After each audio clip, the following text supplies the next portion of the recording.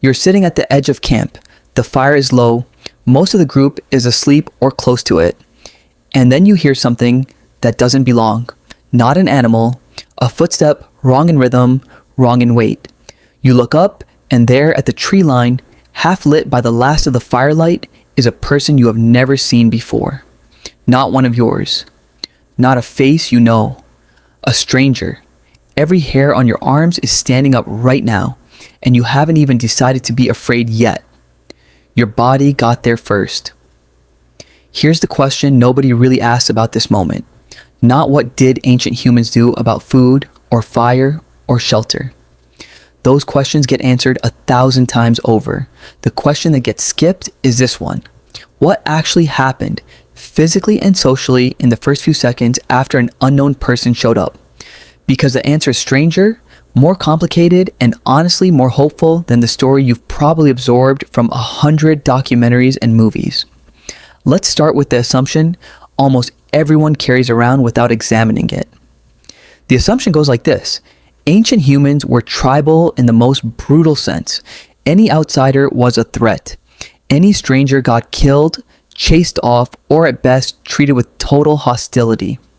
Survival of the fittest, red in tooth and claw, kill or be killed. It's a clean story.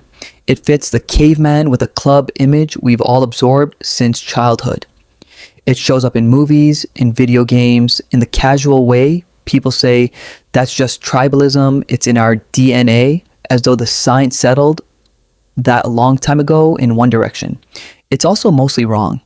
Researchers who study modern hunter-gatherer societies, the closest living window we have into how our ancestors actually organized their social world, have found something that complicates a simple violence narrative almost completely. Contact between different groups happened constantly, and it was not by default a fight. Anthropologist Kim Hill, who has spent decades studying hunter-gatherer social networks, including work with groups in South America and cross-cultural comparisons worldwide, found something that should genuinely surprise you.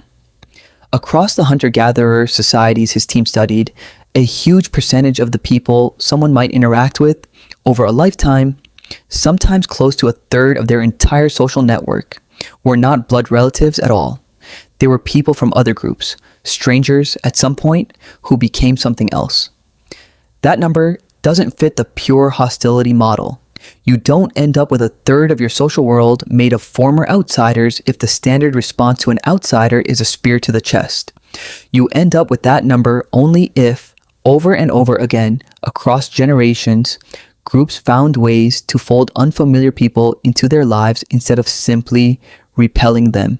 So what actually happened at that tree line? The honest answer, pieced together from anthropology, archaeology, and genetics, is that first contact ran through a very specific, very ancient protocol. And it starts with something that happens before any decision gets made at all: the freeze. When an unfamiliar figure appears, the human nervous system doesn't jump straight to fight or flight. It jumps to a third option first, and it's the one evolutionary biologists consider older and more fundamental than either: freeze and assess. Your body stops moving, your senses sharpen, your breathing shallows, and for a few critical seconds, you are gathering information rather than reacting. This isn't fear exactly.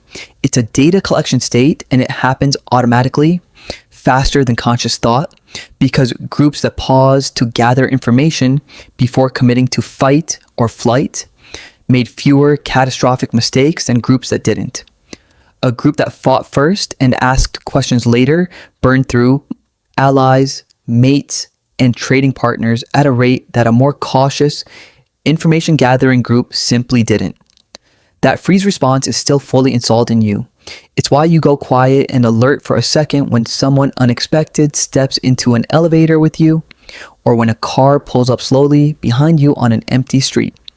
You're not deciding to be cautious. Your nervous system already started the assessment before your conscious mind caught up. You just experience it as a feeling.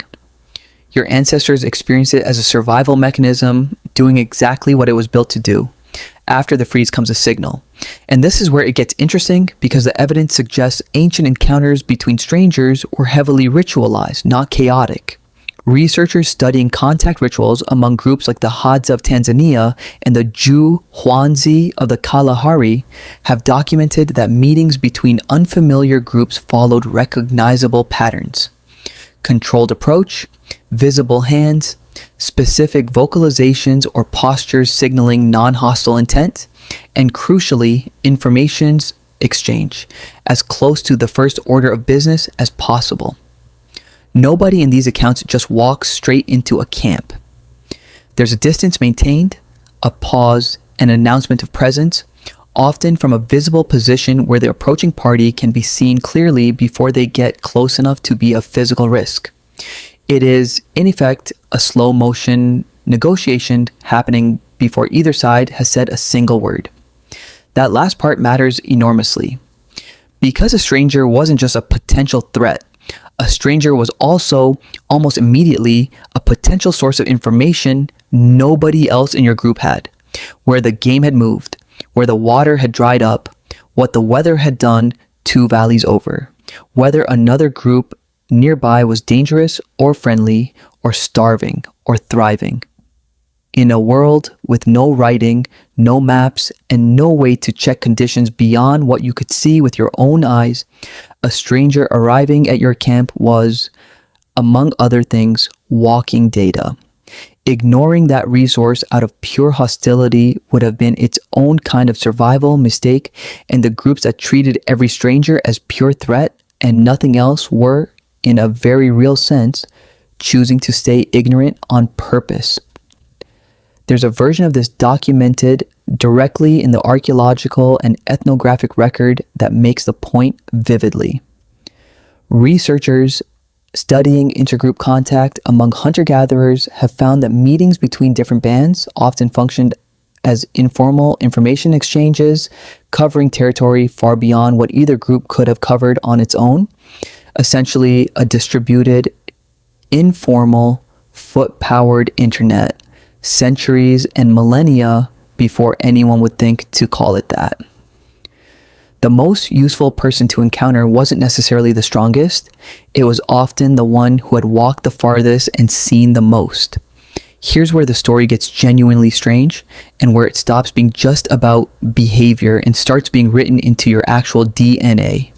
Population geneticists studying ancient human remains have found consistent evidence of something called exogamy, the practice of deliberately seeking mates from outside your immediate group.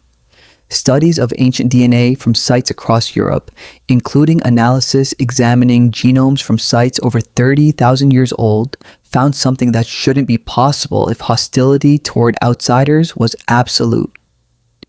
Small hunter-gatherer bands, some containing only a few dozen people, show genetic patterns indicating they were actively and systematically exchanging mates with other distant groups, sometimes hundreds of kilometers away. This wasn't accidental. Inbreeding is catastrophic for a small population's long-term survival, and the genetic evidence shows ancient humans were, in some real sense, managing that risk deliberately, which means someone, generation after generation, had to make first contact with unfamiliar people and turn it into something durable enough to build a marriage and a lineage on. That does not happen if the default response to a stranger is violence. It only happens if the default response is caution, followed by evaluation, followed, often enough by cooperation.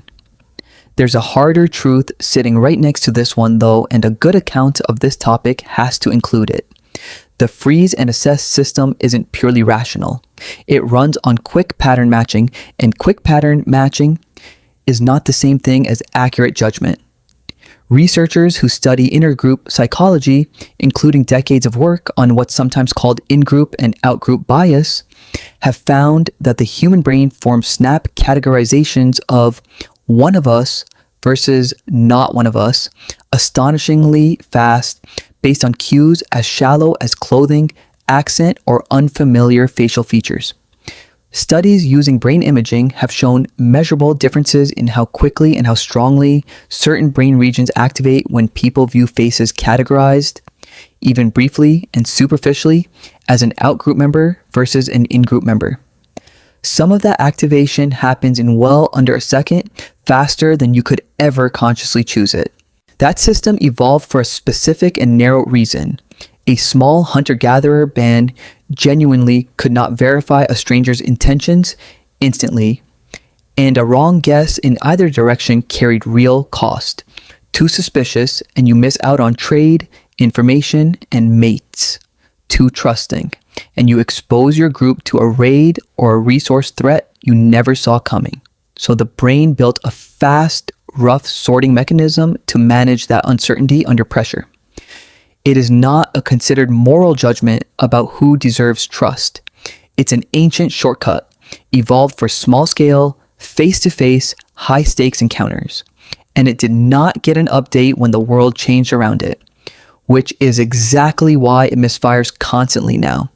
You still get a flicker of the exact same in-group, out-group sorting reflex when you scroll past an unfamiliar name, hear an accent you don't recognize, or walk into a room full of people who look nothing like your usual social circle.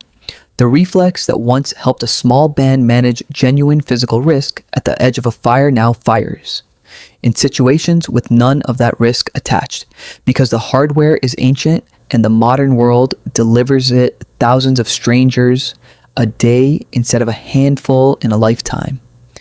Your ancestors might encounter a genuine stranger a few dozen times in an entire life. You pass hundreds before lunch. Understanding that doesn't excuse acting on it thoughtlessly. It just explains why the flicker happens at all and gives you something most people never get: the ability to notice the reflex firing and choose consciously whether to act on it. Because here's what the deeper evidence actually shows once you look past the first few seconds of contact. The freeze response and the snap categorization were only ever step one. Step two, the part that actually built human civilization, was the deliberate, repeated, effortful work of turning strangers into allies. Archaeologists have traced obsidian, a volcanic glass valued for its sharp cutting edges, moving across trade networks spanning hundreds of kilometers in prehistoric Anatolia and the Mediterranean, meaning it passed through the hands of group after group of people who had never met, coordinating a supply chain with no writing, no currency, and no central authority. That doesn't happen through hostility. It happens through thousands of individual moments where someone at the edge of a camp decided the stranger in front of them was worth the risk of trusting. Similar trade networks have been traced for shell ornaments moving hundreds of kilometers inland from ancient coastlines, and for flint from specific quarry sites showing up in tools found far beyond where any single group would have traveled alone. Every one of those objects represents a chain of individual decisions, stranger meeting stranger again and again, choosing exchange over violence often enough that the chain never broke. There's also a neurochemical piece to this that researchers have only mapped in the last couple of decades. The hormone oxytocin, often associated with bonding between parents and infants or romantic partners, has been shown in behavioral studies to do something more complicated when it comes to strangers. It doesn't just make people universally trusting. Research on oxytocin's effects on social behavior has found that it can actually intensify the boundary between in-group and out-group in the short term, strengthening loyalty to your existing group even as it makes cooperation within that group smoother. But over repeated positive contact, that same system appears to be part of how the boundary itself gets redrawn. How a stranger's category slowly shifts from threat to ally to eventually family. The chemistry that makes you fiercely loyal to your people is the same chemistry applied over time and contact that lets your definition of your people expand. That's the real story of the stranger at the edge of camp.